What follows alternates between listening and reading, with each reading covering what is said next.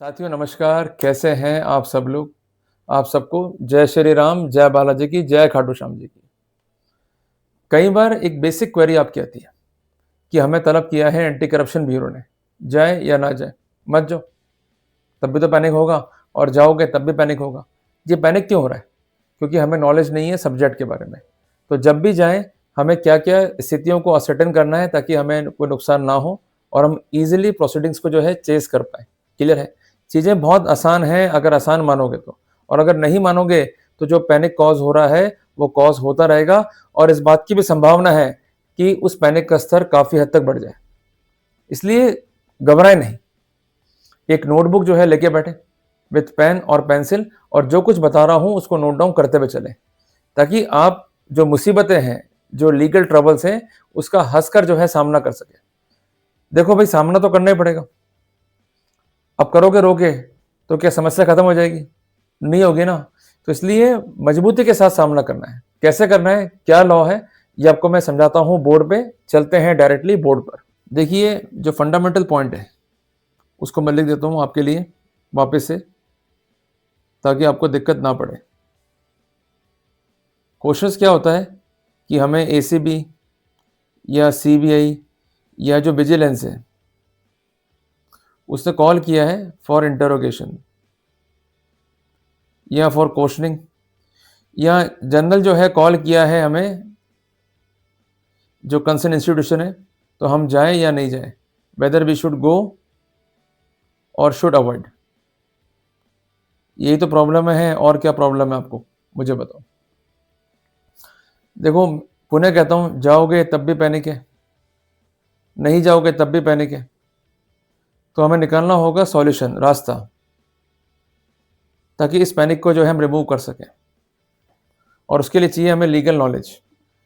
तो हम कुछ स्टेप्स जो है डिस्कस करेंगे आज की क्लास में। क्लास जो है मोटा मोटा है 7 से 8 मिनट की। अगर इससे ऊपर टाइम हो जाता है, इसको अपन कंटिन्यू कर लेंगे पार्ट नंबर 2 के अंदर। क्लियर? तो स्टेप 1 क्या है?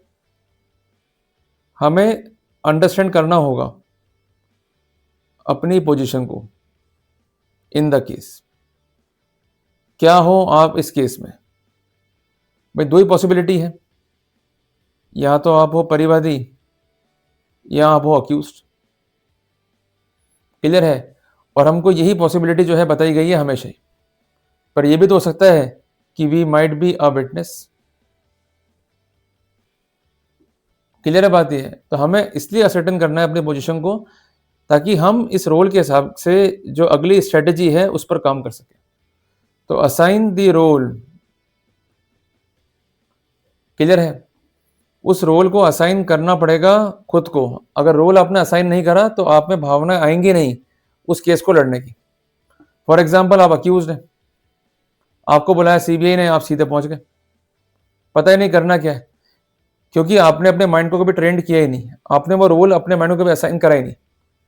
जब पहुंच गए, आपको एसीबी या सीबीआई ने कहा कि आपको जो है गिरफ्तार कर रहे हैं। अब जब गिरफ्तार कर लिया, सो कर लिया। अब जो भी नियम कायदे कानून है, आप कोर्ट जाइएगा, कोर्ट को बताइएगा। क्लियर है बात? ये तो आपके लिए क्या हो गया ट्रबल। आप जाने से पहले जो लीगल रेमेडीज थी, उदाहरण के लिए धारा 35 सब क्लॉज 3 बीएनएसएस या एंटिसिपेटरी बेल या क्वेश्चनिंग पर विचार कर सकते थे, पर आपने वो ऑप्शन अवेल ही नहीं करा। उसका प्रमुख कारण यही था कि आपने अपने आप को जो अक्यूज का रोल था वो असाइन ही नहीं करा।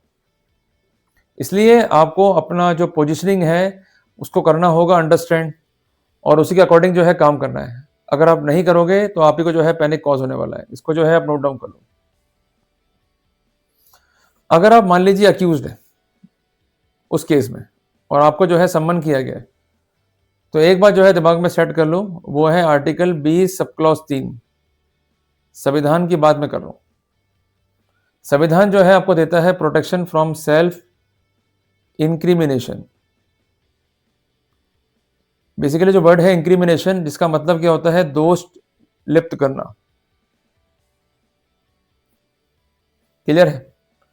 तो यदि आपको प्रोटेक्शन मिल रहा है कानून से कि आपको खुद के स्तर पर किसी भी दोष में लिप्त नहीं किया जाएगा, तो उसे हम कहते हैं the protection from self incrimination. You could not be compelled to be a witness against yourself. और ये जो कॉन्सेप्ट है ये जुड़ा हुआ है कन्फेशन से।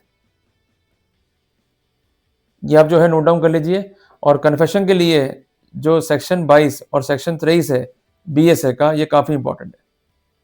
बीएसए क्या हो गया? भारतीय साक्ष्य अधिनियम। तो जो कानून का बिंदु है, लॉ पॉइंट क्या है, इसको जो है अपन लिख लेते हैं। An accused can not be compelled to be a witness against himself. अगर उसे कंपेल किया जा रहा है और एविडेंस को ऑब्टेन किया जा रहा है by the way of inducement, threat और प्रॉमिस, एविडेंस क्या हो जाएंगी? Inadmissible as per section 22 section 23 of BSA. पर यहां पर एक बात आप नोट डाउन कर लो, लगे हाथ। कई बार ऐसी गलती आप करते हो कि वो कंपेल करते हैं और आप कन्फेशन देके आ जाते हो। ये आप क्यों करते हो मुझे नहीं पता, पर ये गलती आप करते हो, ये गलती अवॉइड करो, ये गलती आपको नहीं करनी है। Avoid this mistake. ये लोग करते क्या है? आपके कन्फेशन से आपको ही मार डालते हैं। और सीबीआई केसेस में 99% ये देखने को मिलता है कि they compel the accuse to do the confession. इसको आपको अवॉइड करना है। मरते मर जाना पर कन्फेशन मत करना। क्लियर है? ये लालच देंगे कि आपको छोड़ देंगे, और जो कंसर्न ऑफिशियल है जिसके बिहाफ पर पैसे मांगे या प्राप्त किए, उसको जो है हम कर देंगे चार्जशीट। इनके चक्कर में मत फंसना, क्योंकि जब भी आप कन्फेशन दोगे, ये क्या करेंगे? आपसे डॉक्यूमेंट लिखवाएंगे कि मैं अपनी इच्छा से कन्फेशन देना चाहता हूं। और जैसे ही मजिस्ट्रेट ने आपकी इच्छा से कन्फेशन रिकॉर्ड कर लिया as per the protocol of 183 BNSS, तो इस जन्म में कोई नहीं बचा पाएगा फिर आपको। चाहे वकील फिर आप सुप्रीम कोर्ट से भी ले आना, बच ही नहीं पाओगे।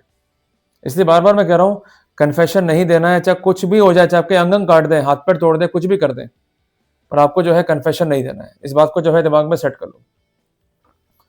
सो you are having the right to protect your self from self incrimination. अब यहां पर एक पॉइंट आप और नोट कर लो कि यदि कन्फेशन रिकॉर्ड कर लिया गया है इनके द्वारा, तो उसे जो है तुरंत खंडित कर दो, इमीडिएटली। पर तब की बात है जब कन्फेशन जो है रिकॉर्ड नहीं करा है मजिस्ट्रेट ने। अगर रिकॉर्ड कर लिया मजिस्ट्रेट ने, तब तो खेल खत्म हो गया आपका। सिर्फ रिकॉर्ड किया है सीबीआई ने या कंसर्न अथॉरिटी ने, तो उसे आप खंडित तुरंत कर दो। क्लियर है बात? ये जिसके लिए आपको आवेदन जो है देना होगा।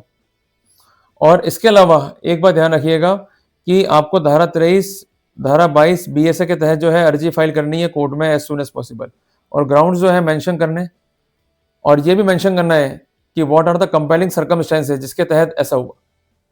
और यदि पूर्व में ये बात आपके ध्यान में आ गई है, तो आप खंडित कर सकते हैं। And you could submit your objection as per guidelines of honourable Supreme Court. Specification है 2016 एससीसी पेज नंबर 277। क्लियर हो गया अपने को? ये इंपॉर्टेंट चीजें हैं जिसको सदैव जो है ध्यान रखो, कोई तकलीफ जो है अपने को नहीं आनी। तो अभी टाइम हो गया क्लास का। तो पार्ट 1 में मैंने डिस्कस किया आपसे the right against self incrimination. Clear है? पार्ट 2 में जो है चलूंगा मैं यहीं से आगे, जहां मैं डिस्कस करूंगा आपके और भी राइट्स क्या है, ताकि आप इफेक्टिवली इन्हें जो है चेस कर सकें, इन्हें कॉन्टेस्ट कर सकें। घबराइएगा मत, ये आपके अपने अधिकार है। There is no need to worry about. मिलते हैं पार्ट नंबर 2 में।